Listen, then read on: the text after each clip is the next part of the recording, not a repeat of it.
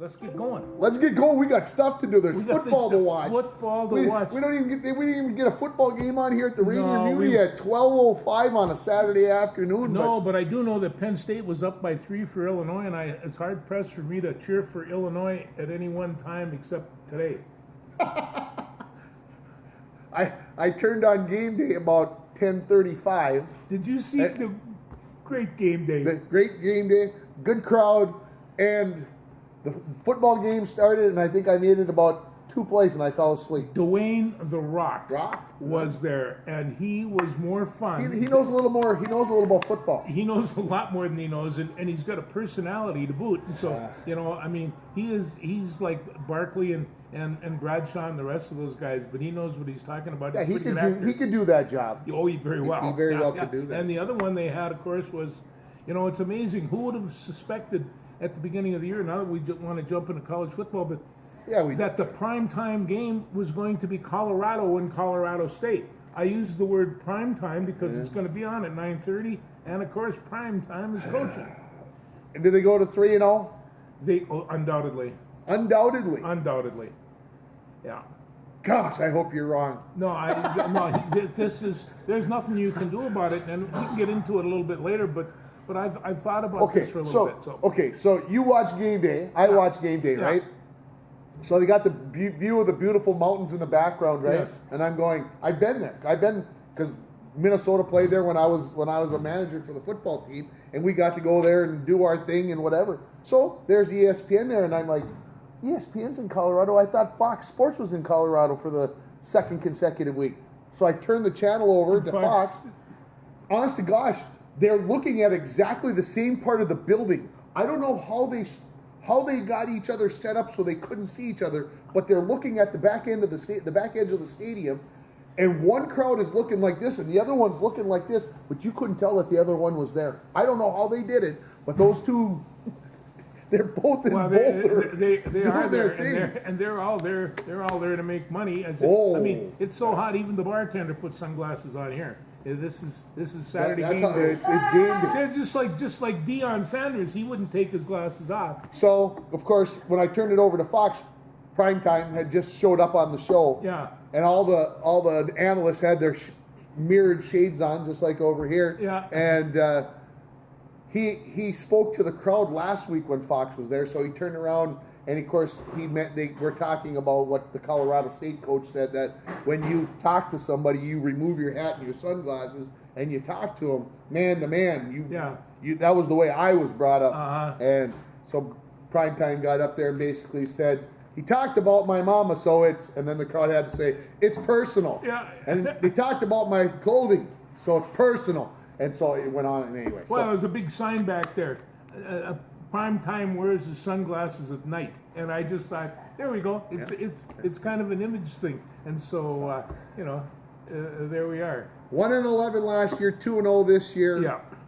No team has ever lost 11 games one year and then went 3-0 the next year. No team has ever replaced 87 of its players and walked away with a whole bunch of champions. And I'll tell you right now, Dabo Sweeney of Clemson said that he was not going to use the portal system as a way of recruitment. And I think he's kidding himself. I don't think there's another way around it. When we did our last show 2 weeks ago, because George was in Des Moines last week vacationing, I told you that Colorado was predicted to have the least number of wins for a major top five conference team, that they couldn't get to 3, according to the Vegas odds makers. They can get to 3 today. Yes. 3 weeks later, 2 weeks later, 3 game days later. So, I don't know. You know how I feel about primetime. I'm not a primetime fan. I never was. I don't like the attitude. And the guy on ESPN said this. I love a man who plays with an edge or talks or plays with an edge or plays with attitude, backs it up, and then even has more attitude after it. And I'm like, no, I don't. That's not the way that it is. That's kind of the way primetime has always been. And that's his style. And speaking about style, speaking of style, he was drinking a beverage outside that looked so delicious. I almost stole it from him. Well, he's just grab it and run. He's not that fast anymore. You think I could have outrun him?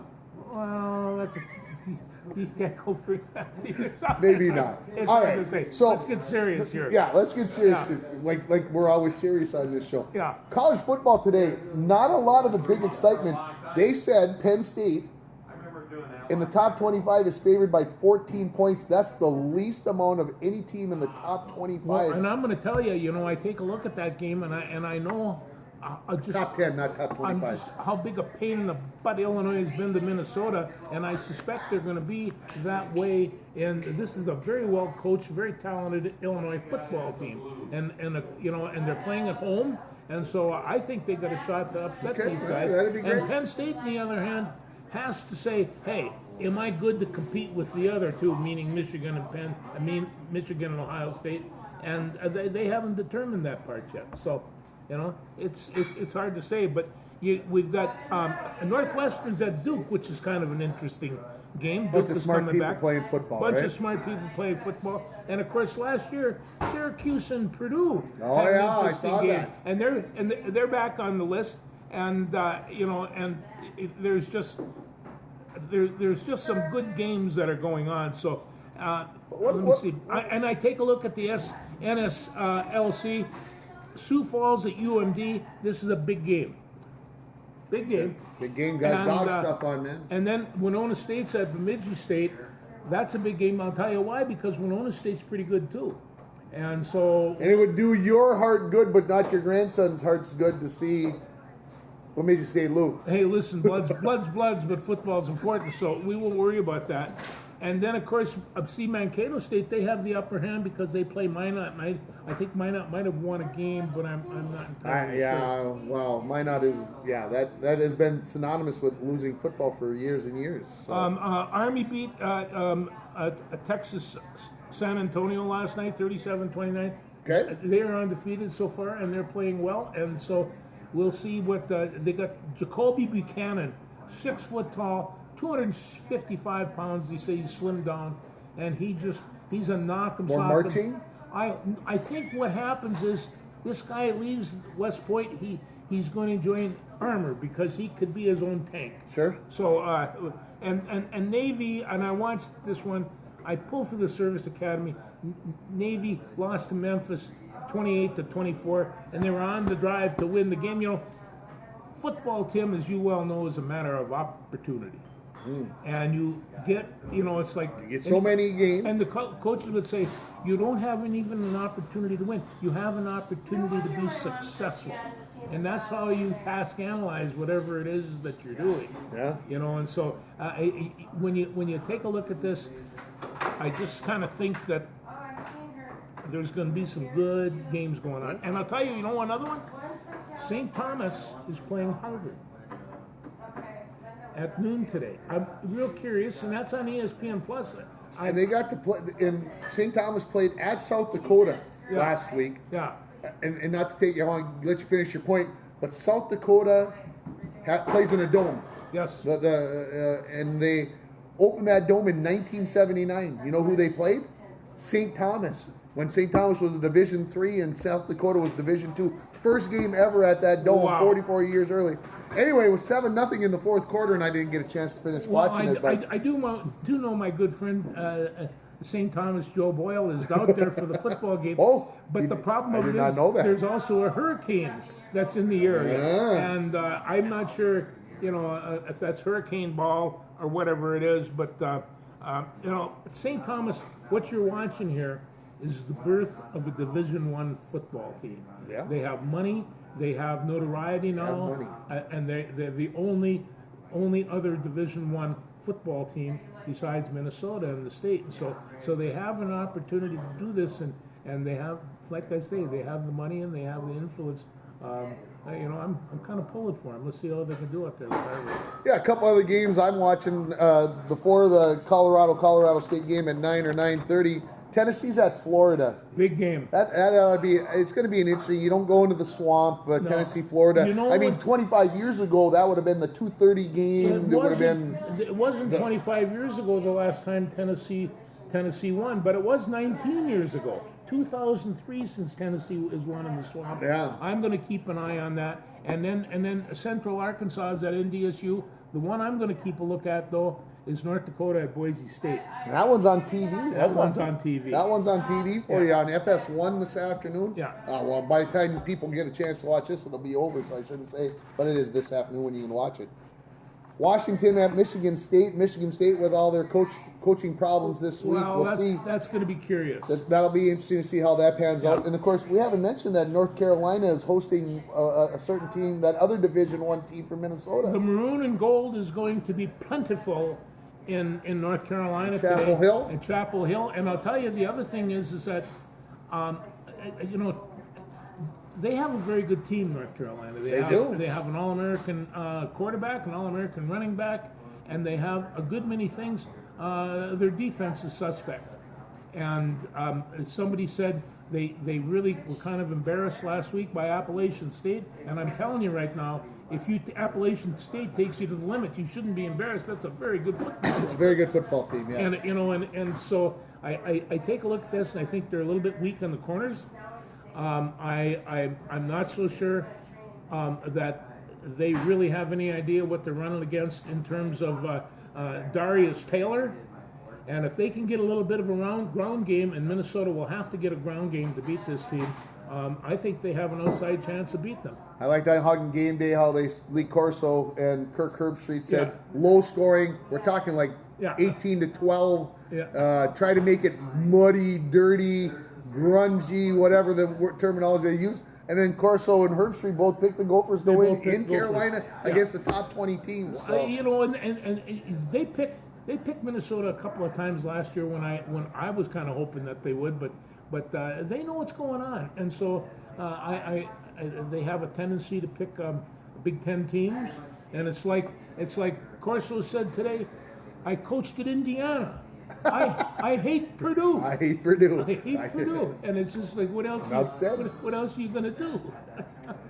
St. John's last week, I think was ranked 4th in the nation in Division III. Yeah. Played Whitewater, who was ranked similarly. 56-28 was the final with St. John's losing. Did that hurt your feelings? No. I knew it wouldn't. No, I'm sorry, folks. No, I had to throw him a big one he could knock out of the park. Well, and the thing of it is that St. John's has been kicking tail for so long. And all of a sudden they have this MIAC in which there are several teams that could beat them. And next week could be one of them when they play Bethel. Bethel, for crying out loud. Who had ever thought that Bethel... I've seen Bethel play. They're a pretty good football program. And they have been for a while. And they have been for a while.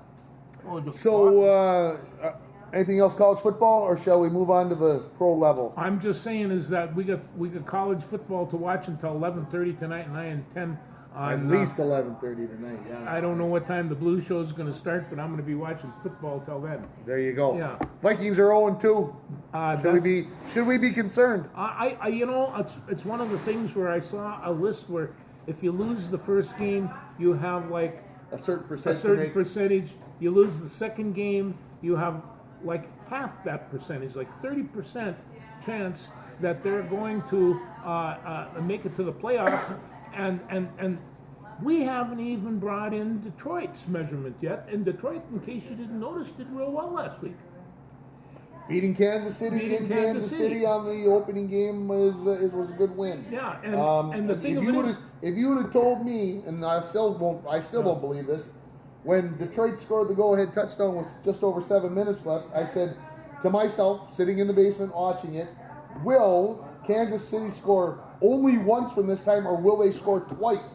That's what I said to myself. They're going to score at least 2 more times. Yeah. So are they going to be at 30 or 20? Where are they going to get to? But they will score twice more.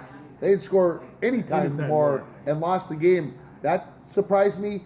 Patrick Mahomes looked normal. And when I say that, I mean that he usually is superhuman. He looked normal. His throws were off. He was putting too much air under the football. I don't know if he was afraid that he didn't have his cuddly blanket and Travis Kelce there to throw to, or what the deal was. But it was very un-Mahomes-like the way he lost that ball game. Well, when you lost it, even though his teammates dropped 3 or 4 passes. The thing of it is that the great determiner for the Lions has been the improvement on the offensive line and the improvement on the defensive line. and both of them are playing really well right now. If you take a look at the weaknesses of the Vikings, we got holes in our offensive line. We've got only 6 functional linemen right now. Injuries have hurt this beginning for the Yeah, Vikings. yeah. Let's and of course nobody wants to hear that. No, and so and defensive line. Well, I mean, the potential is there, and actually, I'm not sure they're playing that poorly. But I didn't get to watch the game on Thursday night. Most of us didn't. I refuse to watch it on Amazon Prime. I won't watch a game on Amazon Prime. It comes on at 11:30 if you can stay up. My wife has it. She said, "Do you want to watch it?" And I'm like, "Absolutely not. I won't do it. I won't either. I'm not going to. I'm not going to go down that road. I can be stubborn. You people probably know that who know me. Yeah. But I'm going to say this: if you would have told me that they were going to go into Philadelphia and only lose by 6 points, I'll take it before the game. Yeah. Scary part is they had a chance to win. And here's the stat I think that blows me away. Right now, Justin Jefferson has over 300 yards receiving in 2 games. Yeah. And we're 0-2. Kirk Cousins has over 700 yards passing through 2 games. We're 0-2. And what are you missing here, partner? The rushing. And the rushing has to pick up, and that starts with the offensive line. But they are protecting Cousins a little bit. He's got 2-3 really good receivers, and they're hard to cover when they're all on the field at once. Hawkinson got himself a nice catch, and I mean, they're all there, but they have to have that offensive line. And Jefferson fumbled the ball in a ball. key spot. They're the other leading the night. league in fumbles or lost fumbles. So there you go. Yeah. Turnover margin is margin. it's a biggie. It is. Green Bay at Atlanta tomorrow in the pros. Does it matter? Were you surprised Green Bay beat Chicago as badly as they did last week? I did. I was surprised. I was surprised because I thought Chicago was going to be better. In fact, I thought the black and blue division was going to probably be black and blue this year, and that's not to say they're not. But Green Bay went in there, and that reminds me of years ago when Papa Hallis went into the locker room of the Green Bay Packers, and this was a preseason game, and he knocked on the door, and the guys opened the door, and there was George Hallis standing there, and he looked in there and he says, "You guys better be prepared because we're going to kick your butt," and then walked out. And this was the first year that they had Dick Butkus. And they went out there and they beat up the World Championship Packers. So, it was... No love lost in that game? No love lost, and it's still Maybe not. more between the fans. No, they... And in fact, I saw a Green Bay jersey in Minnesota here, and I kind of... green, I break out. So it's... By the way, the Vikings, before I forget, no easy schedule coming up. They've got Kansas City and the Chargers in the next 3 weeks. So going 0-5, 1-4 is a drastic possibility. San Francisco at the LA Chargers has me intrigued tomorrow, as well as Cleveland at Pittsburgh on Monday night. Yeah, that's going to be an Andy. Baltimore at Cincinnati on Sunday, and Kansas City at Jacksonville. So there are some good games out there for week 2 in the NFL. No, that's one thing about the NFL. These teams are so close, it's really difficult to go on any Sunday without a real good football game. Do you want to talk Bronco football, or do you want to leave Broncos till the end? Oh, we can talk Bronco football anytime. I'm still pumped. I understand. We must talk Bronco football last week. Three guys this morning were walked in the radio studio and they had blurry red eyes because they were still crying from last night's football game. But Broncos lose 20-14 to Mossab East, and just I don't want to get too crazy, but just a hard-knocking, in-your-face, as Steve Graham's head coach from Mossab East said, an Iron Range Conference battle. That's how he kind of said it. It was just an IRC game, just nasty.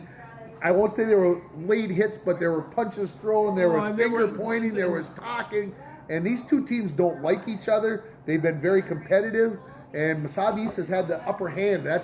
And I think the Broncos were almost a little bit of that swag last night. Unfortunately, lost their running back Cooper Crandall midway through the third quarter. Well, and that could have played a part in the final determination. On top of that, I keep on thinking about Cooper. They not only lost him on offense, but he's a very effective defensive player too. And and I'll tell you, Brody Carlson came in and filled in. he was knocking heads. He was making tackles, just forceful, knock him over on your butt type tackles. He was a lot of fun to watch. He was covering from line to line. Yeah, he's an essential part of that football team. So Cooper hurt his neck, and in case you're wondering, he's 100% healthy. Muscle soreness is all that the doctors are saying, so I believe he'll be good to go. Did require the ambulance trip. Masabi East player broke his leg. That required an ambulance trip, so 2 ambulance trips for last night's game. And you rarely see any, ever. And you rarely see any. Jake Olson, I know, was on the sideline looking a little concussion-y, so it was a hard knocking battle. It was fun. I talked to former head coach Stuart Nordquist this morning, who told me he enjoyed the heck out of the game. The boys didn't give up, and so when you get those kind of comments from the former coach, that's a good sign. The Broncos sitting at 2-1 now, coming up with GNK homecoming next week, and if Cooper Crandall's in the fold, wearing probably number 14, we're figuring, because his 44 jersey had to be cut. Brand new jerseys for the Broncos last night. He's got to buy it. So it lasts 2.5 quarters, and they zip it off with the pieces. Yeah. So anyway. Well, it's one of those things where this is a very unique Bronco team, in so much that last year a lot of the drive came from freshmen. Well, those freshmen are sophomores now, and I'm thinking Logan and some of the rest of these guys. They're coming on. They really, really are tough. And Olsen's another one. And these guys were hitting so hard, but he did come off. He went right down to his knees on the sideline. So. I have to share one more story from last night's game, because it's not humorous in the sense that the incident is humorous, but just the whole context of it. Parker Olson got called for a 15-yard penalty in the game for punching a kid. He did. Well, I don't condone that, and Parker would know that, and the coaches don't condone it, the whole 9 yards. But why did he punch this kid? Listen. Well, after he tackled the kid, his hand was unfortunately inside of his face mask by his mouth, and the kid bit him. So he punched him. So when I say that it was hard hitting, was it dirty? Some people might say it had a little dirt to it. There is, like I say, that this is a hard hitting IRC type thing. I'm going to tell you, hard hitting IRC sometimes are fish punches underneath the ribs. They're smacks alongside the ribs, head smacks if you can get them in.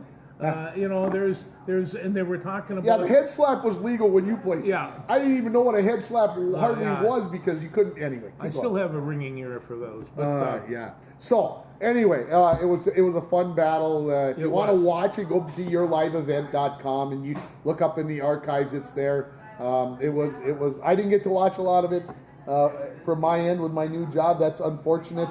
But I'll get a chance to watch it here maybe in the next few hours. Maybe while the Gophers are on, I'll be doing the stats at the same time. No, but I got to thank you for honoring me with calling the game as the public address announcer. It was a good time. And I don't think I said anything inappropriate. Although good. I didn't really have a chance to listen. I was otherwise with 2 ambulance calls and kids running around. I've been accused of it in the old days. Hey, things go on there. Before we leave the Broncos, then, as long as we're here, volleyball team is 7. The varsity volleyball team is 7-3. Yeah. Nice run here. Great win at Rockridge the other night for the varsity team. So they got things rolling along. They get Ely at home on Tuesday night. It's homecoming week here for the Falls. Ely at home. They played Ely last Saturday in the Greenway tournament and were handled mightily. So the Broncos have their hands full. If they see they coming home, can take on Ely. Ely went to state last year as the Class A representative. So Ely's got things going on, so it would be a big win. So let's see if we can get a big crowd out there. Those of you that are in the Falls, let's get a big crowd out there. Admission is free this week for both games that are at home for homecoming, thanks to PCA. Hey, and Greenway coming to town. And GNK coming to town on Friday for football. Let's not forget about the nasty Titans. That's my. I can't call them the Raiders. That's my favorite team to dislike. But oh, so it's like Purdue and Corso. Lou takes it to the nth degree, doesn't he? Yeah, he does. So, listen, last year we watched them beat Greenway down there. The year before, they pulled it out of the fire in the last few seconds and beat Greenway. I'd like a three-peat on this. I have no problem with that. And in fact, if we could do that, Cooper could probably come back and beat them next year, and he could go through a 4-year career in which he beat Greenway every year. I can't say that. So, There you go. yeah. Broncos swimming and diving, girls swimming and diving team is 3-0. And they had a very nice morning. They're down at the Hitting Invitational this morning. Kieran Ford won the diving competition at the Hitting really? Invitational. We haven't had a diver in a while. How about that? Yeah. So that's if you go into a Hitting Invitational, there's some big schools there, bigger schools there. Yeah. That's a good win right there. So proud of her. Speaking of individual champions, Abby Hutchinson is undefeated through 4 cross country meets this year. She is yet to be defeated, and she is now the #1 ranked runner, female runner, girl runner in Section 7A. So I mean, I'm hearing things about the boys cross country team. Boys cross country team won their first meet. They hadn't had a team win. They competed at the Arrowhead Invitational, Arrowhead Conference meet in Deer River the other day, and the boys I think ended up 4th, and the girls were 2nd. So yeah, there you go. You got kind of a quick update of fall sports. Things are going well. Yes, they are. I said it's too bad we didn't pick up that 3-0 win last night. But I will say this: Eli was with me last night as the assistant athletic director, and he was like, it was like 10 minutes after the game was over, and the Massab East locker room was pretty jubilant. Yes, I mean, it was a hard fought win, and they had every reason to celebrate. He goes, "Why are they still cheering?"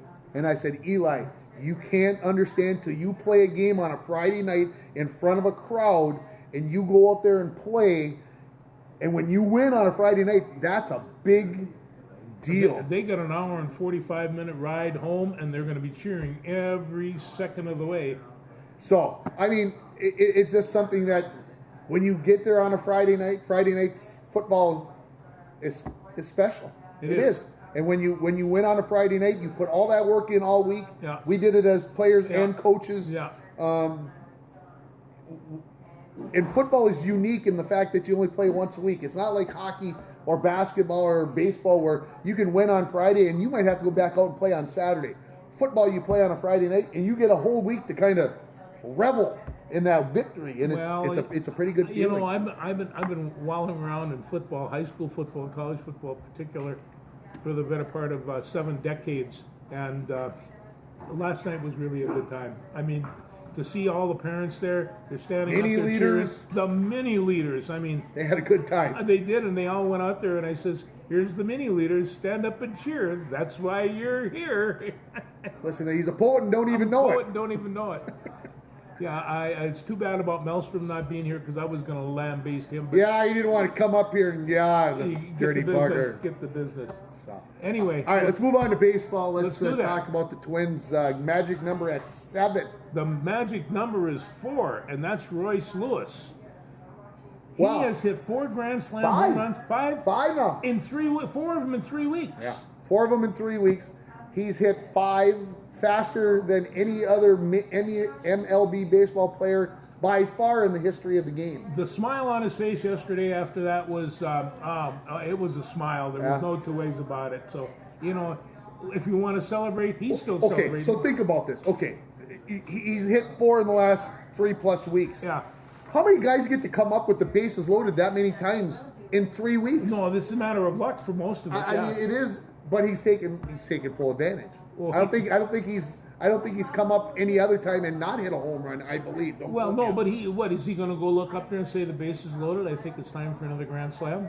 These guys are I think he does. confident. I think it's like, well, throw me one. I'm going to knock it out of the park. But I think they all think that that's what they're going to do. Well, you know, and I saw one, and it was the most beautiful hanging curveball you ever saw, and he got underneath that sucker, and it was so far gone, and it's just like as soon as you saw it, kind of staying up, and they like the high ones. You notice that? They smack with those high They ones. can get on top. They can get to it. Yeah, 2 weeks left in the regular season. Tomorrow, Sunday. they're 8 games up right now. They're 8 games up. Like I said, magic number at 7. So any combination of 7 Twins wins in 2 weeks, which you would think they could win, take care of it just in the win department. This is going to happen. Or Cleveland losses will take care of the division. They'll be in the playoffs, and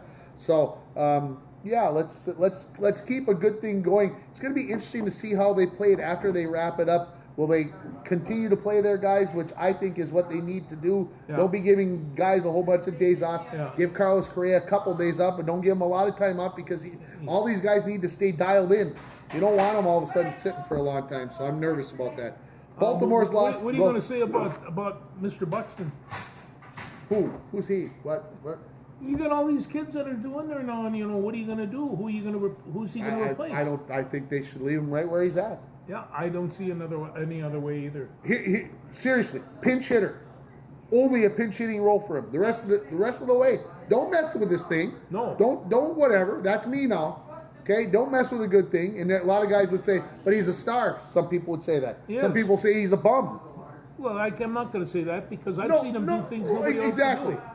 But some people would say, well, you're paying this guy 140 million or 110 million, whatever it is. They make a point there. And you're going to just have him pinch hitting? At this point, yeah. Because I don't want him. Well, he's not going to play out in the field. He's not. Taylor's doing. And he could DH. Yeah, I'd be okay. But I don't think let's get crazy. He's not healthy. I don't think he's healthy. Seriously, his knee is wherever it's at. So, yeah, I just keep doing what you're doing, Rocco. Don't try to stir the drink too hard. They're going to win their division. They don't have to play. They don't have to play a wild card game. Well, they will because they're going to be the third place division. They'll have to play the lowest wild card. Okay, yeah, they'll play the lowest wild card, but they're not a wild card, and their pitching has carried them this far, and right now it seems to be all the pitchers are healthy, and I think they're going to be fine. The bullpen could use a little help, and every time they use Johan Duran for 2 innings. Things. Well, and Louis Varland was ticked, when they took him out of the starting rotation and sent him down to St. Paul. They're trying to limit his innings. Yeah. Because he hasn't thrown that many innings. And now they brought him back, and now he's that long reliever, and I like it. Long relievers, 3-4 innings, man, they're great. Baltimore's lost 4 in a row. They're tied for first place with Tampa Bay in the East. Toronto's 10.5 games out. Shocked me when I saw that this morning. Something? Houston, Texas, Seattle. Are they going to be the other 3 teams in the, I believe? Probably. And Houston's leading right now. Texas is half a game back, and Seattle's a game and a half back in the West. So, good stuff there. Atlanta is clinched. They're the first team to make it into the playoffs. LA's up by 13.5, and Milwaukee's up by 5.5 in the Central. The wild card in the NL is still wide open with 2 weeks to go. It's going to be fun to watch, folks. It will. If you do. Good baseball. San Francisco, excuse me. Sioux Falls Canaries made the playoffs. Yeah. And ended up losing to Kansas City in the first round. So season came to an end for our good friend Wyatt Ulrich. And they said, and we'll see you in 2024. So does that tell you whether he's coming back or not? Yeah, I tell you what. Guys, once they start playing, it's hard to quit. It is. You want to talk a little basketball? We can talk some basketball. How shocked were you that the United States, not only did they not win the gold, but they did not even win the bronze? No, they, and I mean, I can't remember who it was, whether it was Lithuania put a spanking to them. Yeah. And Jokic, he got in a big fight, so, that kind of took care of that. And so, no, I'm really pretty surprised. I'm not sure what it's about because are we sending our best players? No, there? no, I don't think so. I think they're, I mean, no, no, we're not sending our best players. And is that wrong? I don't know. I heard some analysis, and they were talking about American basketball has gone from the paint to the three, and we got that basically. From the European players, it's a European style because all those big tall guys, they can shoot the heck out of the bucket, and the big tall guys are just starting to learn how to do that here. But they're talking about how they start seeing the transition to going back in the paint because they got these wide open defenses, and they're going to start seeing some guys like Gobert get back into the paint and start doing some work in there. I watched part of the Germany-USA semifinal. Because it was on before I left for school. And Germany hit, I believe, 6 threes in the first 6 or 7 minutes of the game. Yeah. USA was down like 12 points 7 minutes into the game. I turned the TV off going, oh my gosh. And they couldn't dig out of it. They couldn't come back from the hole that they dug.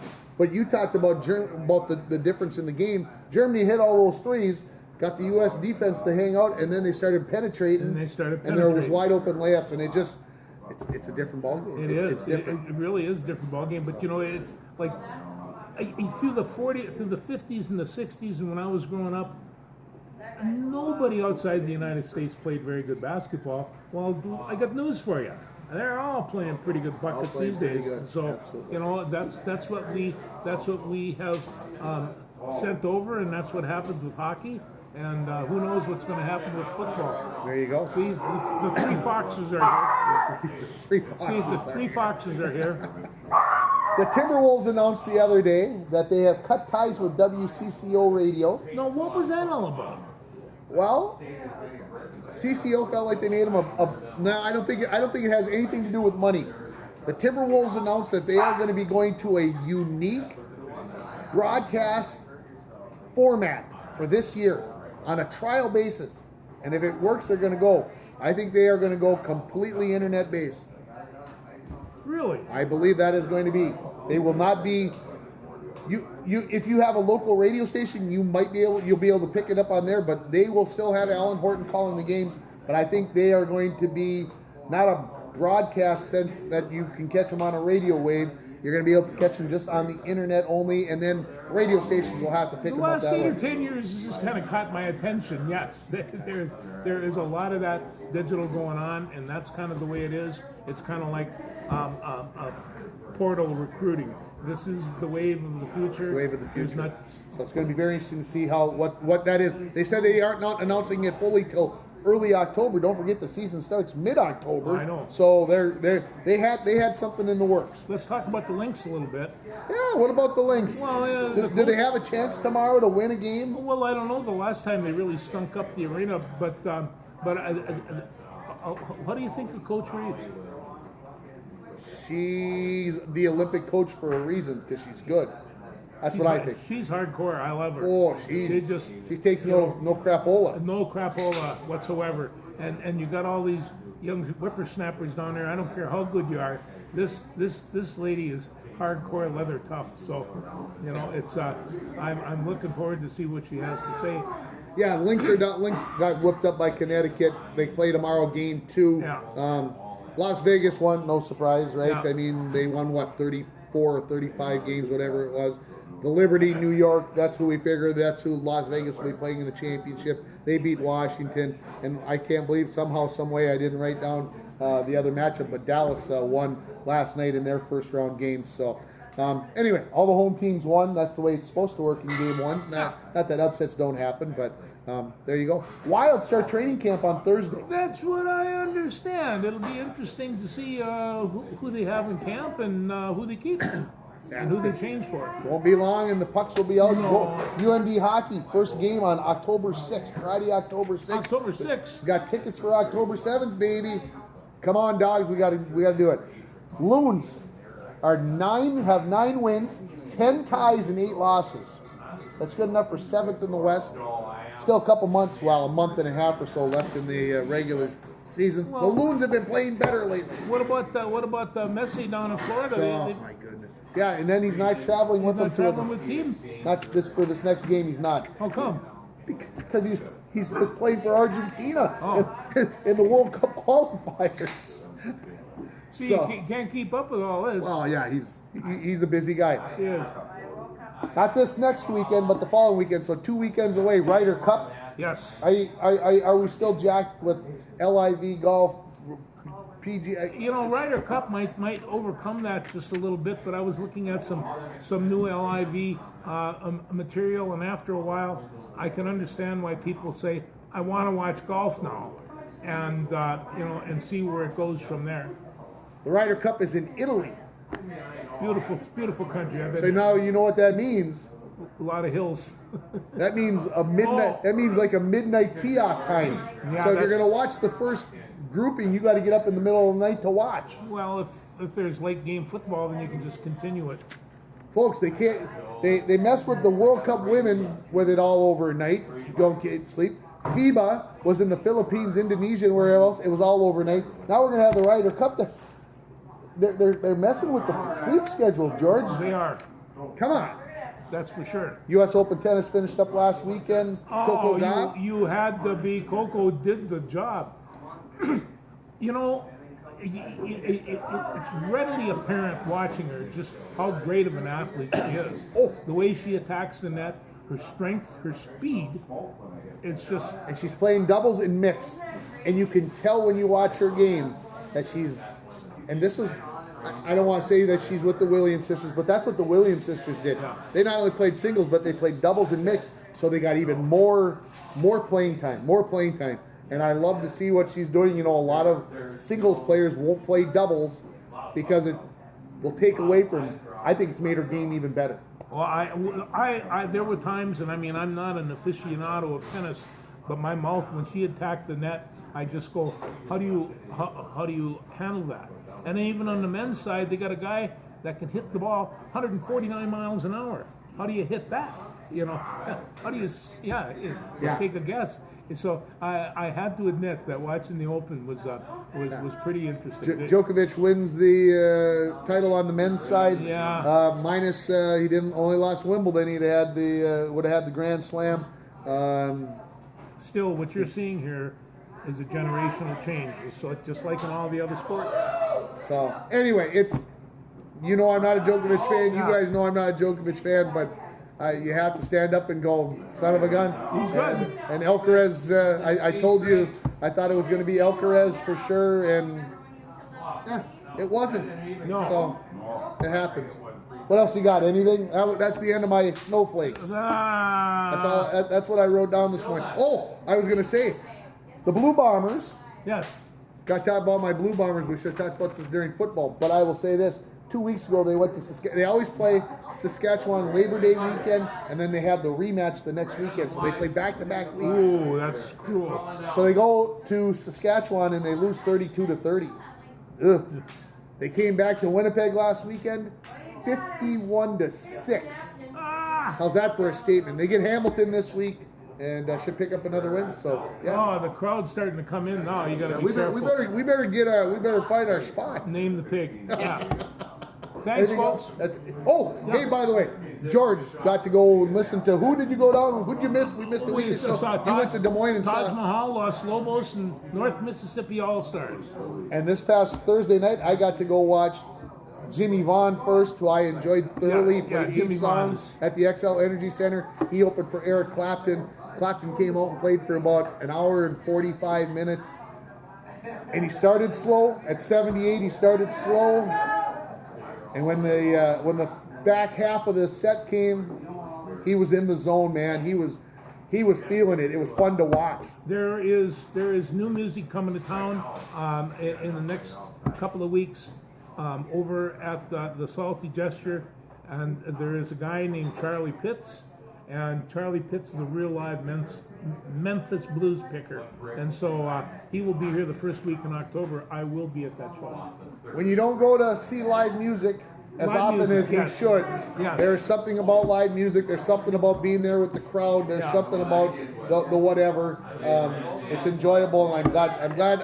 I know it made for a longer week for Yeah. me, but You will never forget this show. it was good stuff. Yeah. And I got to go with my best friend. So That's right. It's so good for you. and I don't think she enjoyed it quite as much as I did, but I think she enjoyed that I enjoyed it. That maybe sounds selfish or whatever, No. but she got to go watch Pink last month, and she's still raving about that. She's not raving about getting to go watch Eric Clapton. No, but this is what happens when you take a 3-year blues course. You start. Well, yeah, when you get to aficionado. listen to 2 hours of blues every week, it kind of starts to rub off on you in a good way. Thanks, everybody. See ya.